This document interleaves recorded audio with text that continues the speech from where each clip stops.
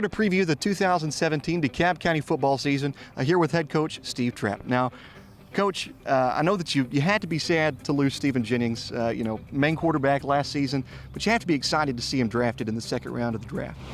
Yeah, definitely, and just a big congratulations to him. I mean, everybody in the Upper Cumberland area kind of grew to know the Stephen Jennings name on the football field and on the baseball diamond, and just all the opportunities that he had in high school and his prep career has really paid off for him in a big way. And now that he's pitching with the Pirate organization, myself personally, and I can speak for the whole county, is just extremely proud of him. Now, while you did lose him, you did get another great quarterback come in last season. How do you feel that experience that Tyler Cantrell had last season is going to benefit him this year? Well, definitely. I mean, nobody wants anybody to get hurt, especially your QB1 and in that situation and the caliber of player that he is. But ultimately what that did allow to happen was for Tyler to come in and get a lot of great experience. He still led our team to an overall 8-2 record during the regular season, second place finish in the district. A lot of growth in those 6 or 7 games that he got to play in. And he's come back this spring and in this summer and in fall camp right now and looking great. Everybody's just going to keep wondering where we keep getting these guys that can run and throw the football like we have over the last decade. And he's going to fit in and feel very nicely in this lineage of quarterbacks that we've had at DeKalb County. You talk about somebody coming back, but you're going to have some new players come in around the trenches.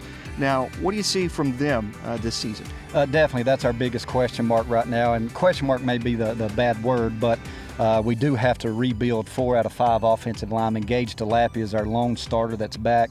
This will be his 3rd year as a starter, so he's kindly leading that group. We've got some quality guys coming here. We lost Eli Cross, but his younger brother, who is actually already bigger than what Eli was when he left last year, he's going to come in and do a great job for us. Nick May also is just one of those guys that I'm extremely proud of because he's moving from the offensive backfield down to a right tackle position and has embraced that, and that's really helped us out. He's done the same thing on the defensive side of the ball as well, so still trying to fulfill that group of 5 guys that's going to work together and be successful for us, but Coach Clarence has been at it for a lot of years and has always done a great job, and I don't doubt that we'll have a quality unit come opening game.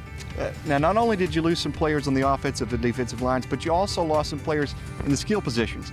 Who do you see coming up from there this season? Definitely had a very good skill group. Again, it was a group of guys. That whole senior class was guys that has started for 3 and 4 years, so Matthew Paulson and Isaiah Jones and Christian Pruitt, those types of guys. But I think our skill position guys are very quality. They're guys like Braxton Linder, who has had some starts and has been successful. I think he's really going to have a breakout year for us. Bradley Miller, I mean, last year had a great year on both ends of the ball, especially on the defensive side, but he's kindly our guy that's back on both ends in those skill group positions that's going to lead those. An all-state guy with 8 picks last year, but going to get a lot more reps this year on the offensive side of the ball as well. Grayson Redmond will be a junior, so we'll see him for the next couple of years, but he come in and got some quality reps in games last year as well. And then Paxton Butler, who just worked extremely hard last year on scout team at quarterback, running back, wide receiver, he's come in and going to be a big weapon for us on both sides of the ball as well. And then the middle of the year last year, we were kind of up in there on our running back position. We got Seifert healthy at the end of the year, and Colton come in and did a great job, so he's back with us again. So skill position-wise, I really feel confident about what we've got. You mentioned Matthew Poss.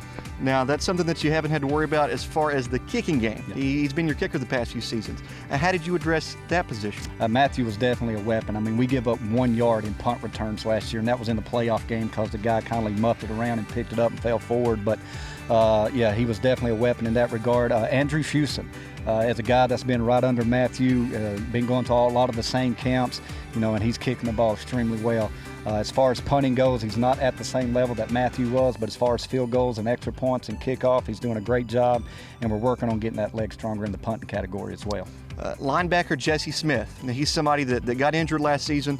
He's back this season. Talk about his development over the course of the offseason, what you expect from him. Hey, Jesse's a dude. I mean, he's one of those guys that's been starting ever since a freshman. He was one of those guys that, last year got hurt in spring and come back the last 2 games of the year and made a huge, huge difference for us on the defensive side of the ball. And in the playoff game, when he come back from that injury, I said, well, I'm not going to let you play any offense, but we ended up using him, scored a couple touchdowns for us and things like that. But he's in the middle of our defense this year at middle linebacker. He runs that side. You know, we got a new defensive coordinator and a little tweaks to our scheme over there, and he's embraced that with the leadership in that role, and been working extremely hard, and just excited for a good, healthy, bright year for him on that side.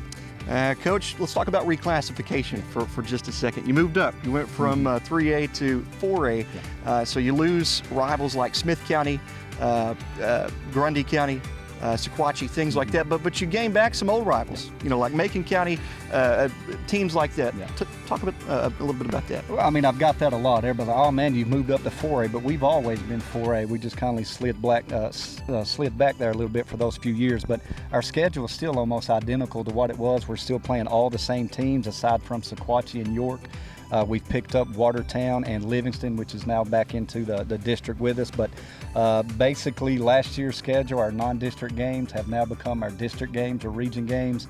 And our region games from last year have now become non-region games. So we're still playing Smith County and Upperman and Grundy County and Cannon County. So it's just stakes are a little bit different with different teams this year as far as postseason play.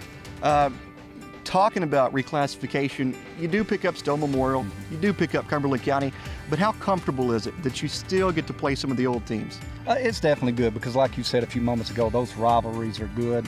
A lot of respect between the coaches right there. I mean, I would classify all of us as friends. We've been together for, 8 years in that district, a lot of those coaches. So, like I said, the stakes are a little bit different in those games as far as playoff implications, but it's always good to keep those close Upper Cumberland rivalries for Gate and the financial side of the football world. So I was glad and happy with the way our schedule worked out.